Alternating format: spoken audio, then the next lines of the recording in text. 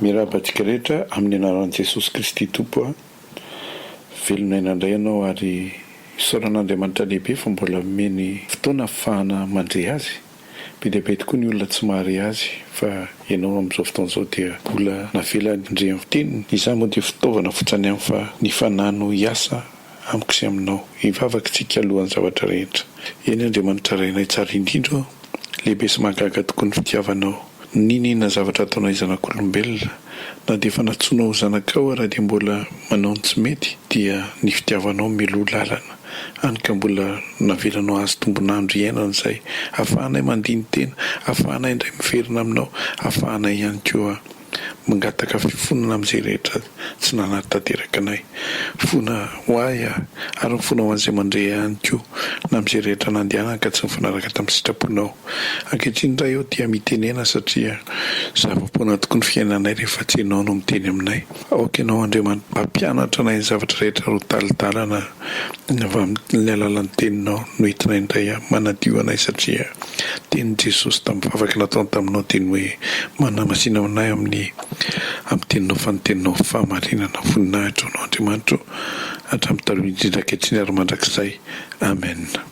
Mirabanao indray velonay na rehetra. Tsara ihany mampatsiahy isan'andro isan'andro hoe taiza ny toerako ary taiza ny toeranao taloha.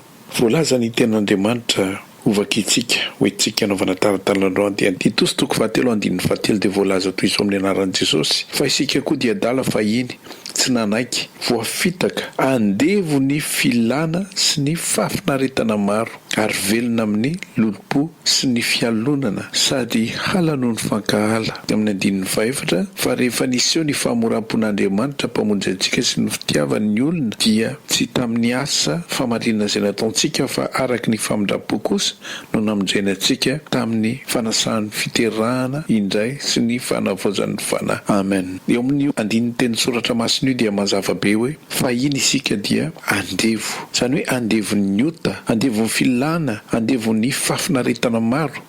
Fa ankehitriny kosa tsika rehefa tonga Jesosy noho ny fitiavan'Andriamanitra dia nafahany tamin'izany zavatra rehetrarehetra izany. Korinthiana 1:22 dia milaza hoe ny andevo izay voantso amin'ny tompo dia ahoana ozy? Olona afaka amin'ny tompo.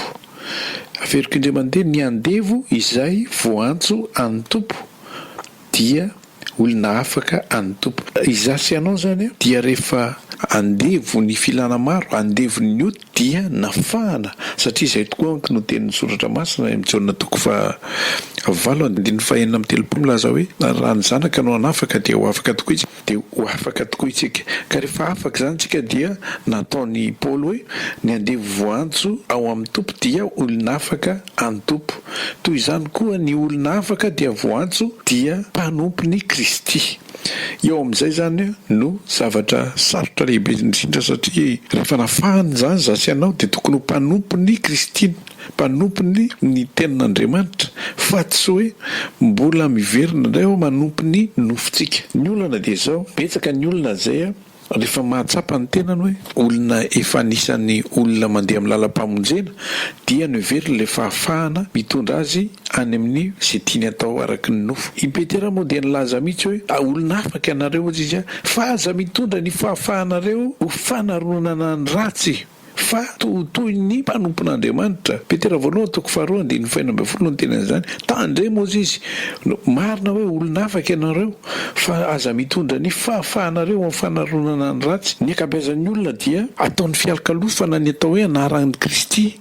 Fialokalofana hoe izay kristianina kanefa ny ao ambadika dia ny atao ihany no atao.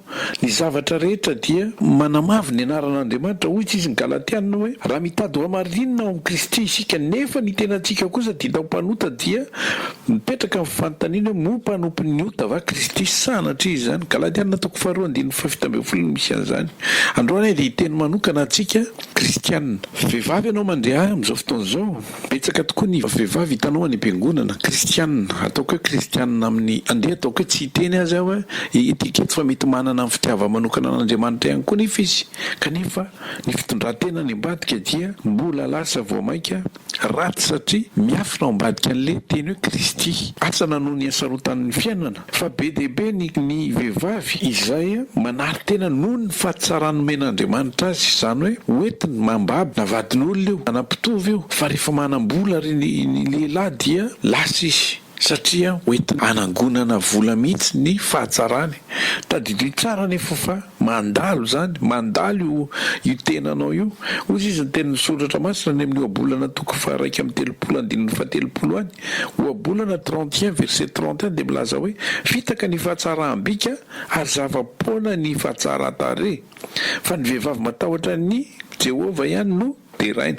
Zany hoe mametraka ao anatiny ny olona kristianina, ny atao kristianina ozy tsika teo dia ny olona zay natsangan'Andriamanitra, zany hoe misy tokony ho atahoranao zany, fa tsy hoe kristianina fotsiny ianao dia le anarana kristianina no elofana. Vehivavy rehefa manao ny fanaony mialatsiny ary raha miteny an'izany satria tsy zany no miteny fa ny tenin'Andriamanitra no miteny azy. Ozy izy ny tenin'Andriamanitra tahaka izao ny fanaony vehivavy mpijangajanga ozy omana izy dia mamafa ny vavany ka dia manao hoe tsy nanao ratsy aho. Oabolana toko 7:20 misy an'izany. Manao dosy izy, misasa izy dia ohatrany hoe tsy nanao na inona na inona izy kanefa dia ny zavatra tsy fantany dia eloko eo anatrehan'Andriamanitra.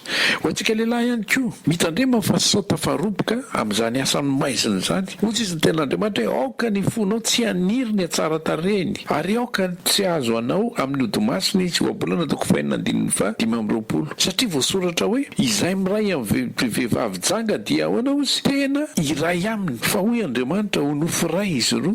Zany hoe tenanao saripady, manambady venao tenanao saripady aza mitambatra amina vehivavy janga na tsy vehivavy janga izy fa vao mivadika vehivavy hafa ianao dia lasa nofiray amin'iny ka ny problema dia tsy fantatrao fanahin'iny olinona fanapaikony fanahy ratsy dia lasa manao mélange na fanahy ratsy tsara ao ianao. Ny zava-doza nefa dia zao vita ihany ny fijangajangana, vita ihany ny zavatra ratsy atao any ambadika fa eo masin'Andriamanitra dia tsy marina ianao, tsy marina ianao anatrehan'Andriamanitra.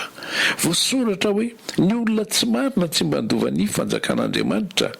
Aza mety fitahana ianareo, aza mety fitahana ianareo fa ny mpijangajanga, ny mpanompo sampy, ny mpakavadin'olona, ny sodomita, ny mpangalatra, ny mpierina, ny mpimamo, ny mpanaratsy, ny mpanao ankiriny dia tsy mba andovan'inona fanjakan'Andriamanitra. Korintianina 1:9-7 aiza nanjoara misy any azy reny tsy ho piray lova amin'ny Kristy izy rehefa miala amin'izao fiainana izao izy, piray lova amin'ny Satana sy ny anjeliny izy.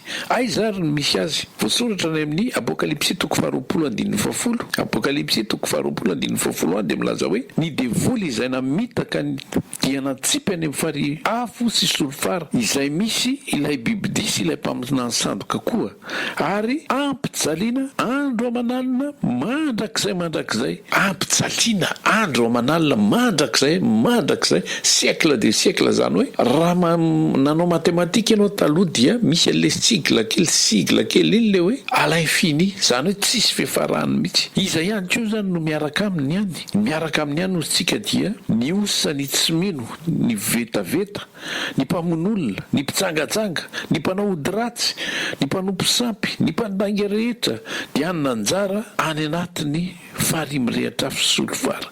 Zany ny fahafatesana faharoa Apokalipsy 1:20. Ry hava malala ao amin'ny tompo, tsarovy tsara ny tenin'ny Paoly any amin'ny Galatiana 1:7 dia milaza hoe Andriamanitra dia tsy azo vazivaziana fa izafafin'ny olona dia hojinjainy. Samy mivavaka sao dia ho isan'izany ianao. Fotoana mety zao amin'ny fangatahana famelan-keloka raha mbola tsy mikipy ny masonao io. Voninahitra ao an'Andriamanitra ho antsika ny fiadanany. Amen.